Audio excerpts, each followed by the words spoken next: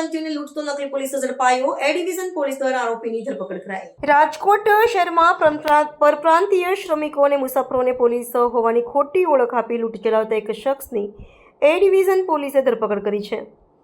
શહેરમાં કાયદો અને વ્યવસ્થાની જાળવણી માટે પેટ્રોલિંગ કરી રહેલા પોલીસ ટીમને મળેલી ચોક્કસ બાતમીના આધારે આ કાર્યવાહી કરવામાં આવી હતી। આ શખ્સ મુખ્યત્વે બહારના રાજ્યોમાંથી આવતા લોકોને ડરાવીને તેમની પાસેથી રોકડ રકમ પડાવી લેતો હોવાનું સામે આવ્યું છે। પોલીસ તપાસમાં આરોપીની ગુનાહિત કાર્યશૈલી અંગે ચોંકાવનારી વિગતો પ્રકાશમાં આવી છે। આરોપી ખાસ કરીને રેલવે સ્ટેશન કે બસ સ્ટેન્ડ આસપાસના વિસ્તારોમાં એકલા જતા પરપ્રાંતિયોને નિશાન બનાવતો હતો। તે ભોગ બનનાર પાસે જઈને રોપ જમાવતો હતો કે હું પોલીસ છું, મારી સાથે ચાલો, અને ત્યારબાદ પોલીસ કેસમાં ફસાવી દેવાની ધમકી આપીને ડરનો માહોલ ઊભો કરતો હતો।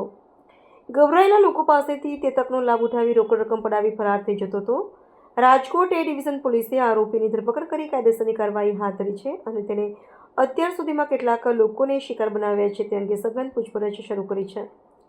પોલીસે નાગરિકોને અપીલ કરી છે કે કોઈ પણ વ્યક્તિ પોલીસની ઓળખ આપે તો ડર્યા વગર તેનું ઓળખપત્ર માંગવું અને શંકાસ્પદ જણાય તો તાત્કાલિક પોલીસ કંટ્રોલ રૂમનો સંપર્ક કરવો અને ધરપકડથી પરપ્રાંતીય શ્રમિકોમાં ફેલાયેલો ભય ઓછો થશે તેવી આશા વ્યક્ત કરવામાં આવી છે। અહીંયા રાજકોટ શહેરના એ ડિવિઝન પોલીસ સ્ટેશનમાં જનાર્દનભાઈ રામ નરેશભાઈ સાહાની નામના પરપ્રાંતીય ઇસમ છે, એમને ફરિયાદ આપેલી, જેમાં હકીકત એવી છે કે તેઓ તારીખ 25/2/2026ના રોજ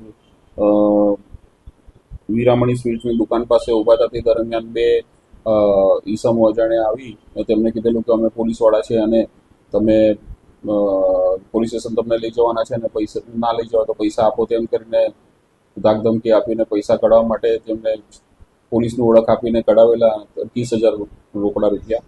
અને આ બાબતે એ ડિવિઝન પોલીસ સ્ટેશનમાં ફરિયાદીએ 308/204 અને 305 મુજબની ફરિયાદ દાખલ કરેલ છે અને ત્યારબાદ ગુનો દાખલ કર્યા બાદ પોલીસે આ નકલી પોલીસની ઓળખ આપીને પૈસા કઢાવનાર ઇસમને પકડી પાડેલ છે, જેમાં સંદીપ રામાવતને અટક કરવામાં આવે છે, તેમજ બીજા આરોપીનું નામ અલ્તાફ મેમન ખુલેલ છે, જે હાલ વોન્ટેડ છે। ઉપરોક્ત ગુનાની તપાસ હાલ પોલીસ સ્ટેશનના પીઆઈ કરી છે।